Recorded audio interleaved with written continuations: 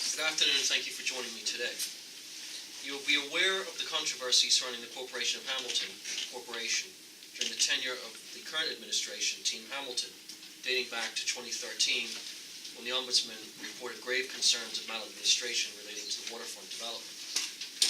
You will also recall the Ministry assumed temporary stewardship over the Treasury functions of the Corporation from 19th December 2013 to 13th March of 2014.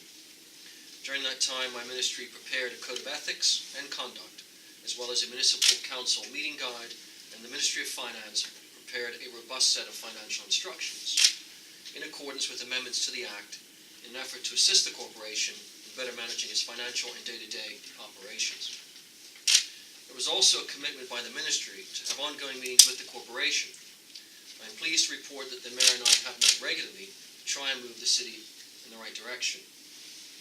Notwithstanding these efforts, there has been no improvement in the overall management and administration of the corporation's affairs, and this has caused me to continue to have grave concern over the corporation's ongoing ability to function properly for any number of reasons, in particular the following.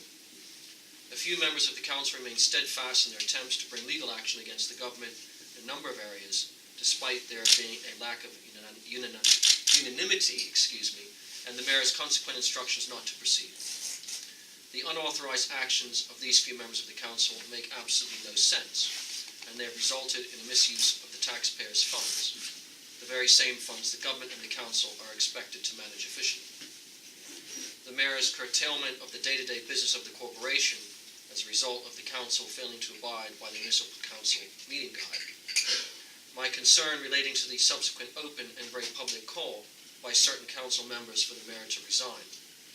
The continuing cloud of uncertainty relating to the Black Mayor's Conference, concerns relating to the prodigal development and the current financing arrangements, the complete gridlock that now exists in relation to the management of the city by the council, which in turn has affected the ability of the corporation to properly run its services, the uncertainty among the staff regarding the direction and ongoing operation of the corporation given the behavior of the council, and the governance of the corporation seemingly in complete disarray, with relations between the council itself, as well as a number of members of the council and the Mayor, deteriorating to the point of them making open threats and allegations of racism and maladministration, as well as engaging in acts of intimidation.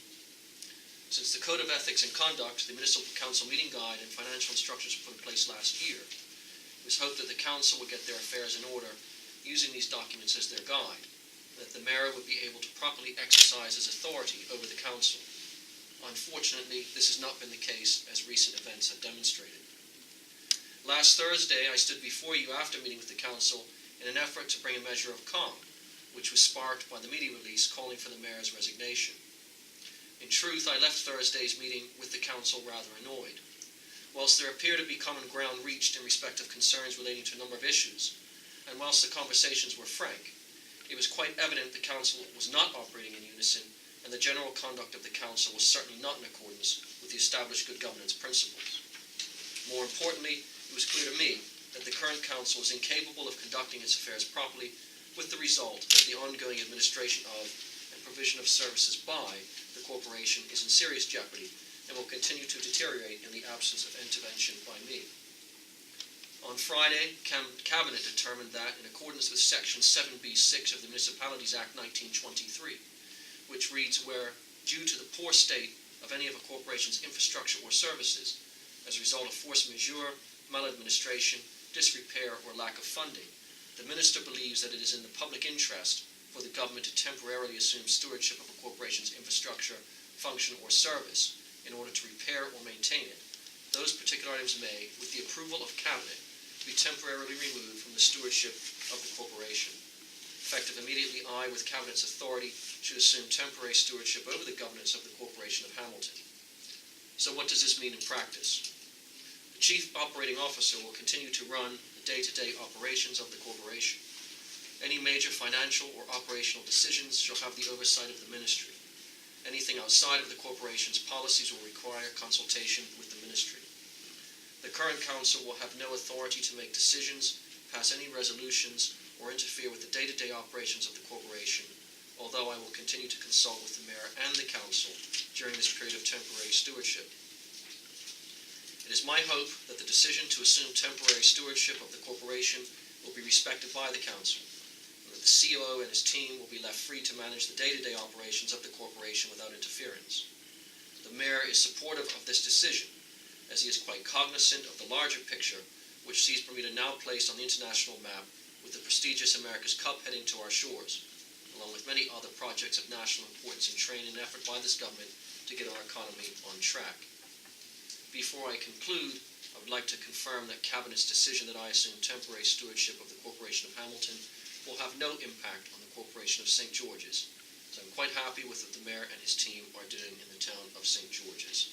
Thank you, and I'm happy to answer questions. Any questions, media? Upon reflection, do you think you should have held on to your stewardship role a lot longer than you did? No, we were confident at that time that by putting in place the financial instructions, the meeting guide, and the code of ethics and conduct, that people should have the opportunity to abide by those. That you say they didn't. It's clear that there have been a number of instances where that has not happened. What will happen to the scheduled election later this year? So far, it looks like we're on track. So that will be proceeding with the current mayor and team. Well, the elections have to be held in May. There is some legislation that has been tabled in the House of Assembly to ensure that that goes forward. And sir, why not permanently take over the corporation and absorb it into government? Well, that's not really for this moment, I don't think. I think what I'm putting in place is there's a provision that exists currently for stewardship under certain circumstances, which I've articulated. In respect of major policy decisions like that, that's for the Cabinet as a whole. What do you make of you referenced it in your speech, what do you make of the board members' call for the mayor to resign? Well, they obviously have their concerns. They were raised with me on Thursday, and what I'm hoping is that through the temporary stewardship, we can look at all of the concerns that have been raised from every member and find out exactly what has or has not been happening in the corporation based on the opinions that were articulated to me both on Thursday and in today's briefing. Do you plan to handle that $18 million lawsuit to do with Parleyville project? Well, at this stage, I'm not going to comment on that. What I need to do is sit down again with those members and get some more information on that. But there is, obviously, it's a cause for concern. Lastly, remind us, when is the next election, municipal election for the city? Mid-May of this year. What will be the future of the Black Mayor's Conference as we stand here today? Again, I've made reference to it. There seems to be some doubt, again, expressed as to whether that is actually going to go forward. Can it go? Well, at this stage, I need to get more information. There's a lot of information from some that says it is, some say it is not. I just simply don't have the kind of information that we need to see what we can do. But there's money involved, so There is indeed. what is your feeling at the moment about whether you want to spend that kind of money? Well, I won't answer that specifically. What I will say is I think that we have enough cause for concern, which is why, based on that and any other issues that I've raised in my statement, to implement the stewardship provisions of the Municipalities Act 1923. Minister, can I just get an idea of the Yes. timeline? Was the Mayor and the Cabinet was the Mayor and the Council told today? The Mayor and the Council were advised today at our meeting at 12:30. And you said the Mayor was supportive of this decision. What was the Indeed. response of the rest of the Council? Some were obviously not saying very much, and some articulated their position forcefully. But I'll leave that if members desire to comment, that's for them. I'm not going to presuppose what their view was at that time. You mentioned this is a temporary stewardship. Is it possible that it could carry on until the elections in May? At this stage, I don't have a timeline. I've got to be upfront about it. I've listed for everyone the concerns that we have. Some have been articulated by members of the council themselves. We need to get more information. Obviously, if we become satisfied it is temporary, then it could be lifted. If not, then it will continue. So the first time round, so you sat in control, changed the laws, got in the code of ethics, everything else, and then gave it back to them and says, now run things. You don't seem to have the same opportunity now. There's no open end to this. I'm sorry, Brian, I'm not sure I understand the Well, question. you had a chance to say, we're taking over because you've been maladministration. Here is what we want you to do to correct that. Mhm. You did that, and it didn't work. Correct. What are your options now? Well, our options now is to assume that temporary stewardship, when in practice, as I've said, that means, is that the council is unable now to pass resolutions or ordinances. And we will have to look very carefully as to how things are functioning. Have you been able to uncover any unethical practices? At this stage, I'm not prepared to comment on that. Where I am is based on our meetings over time, and certainly from our meeting on Thursday, which there were issues that were raised that are cause for concern. I'm not going to comment whether people behaved unethically. I don't have the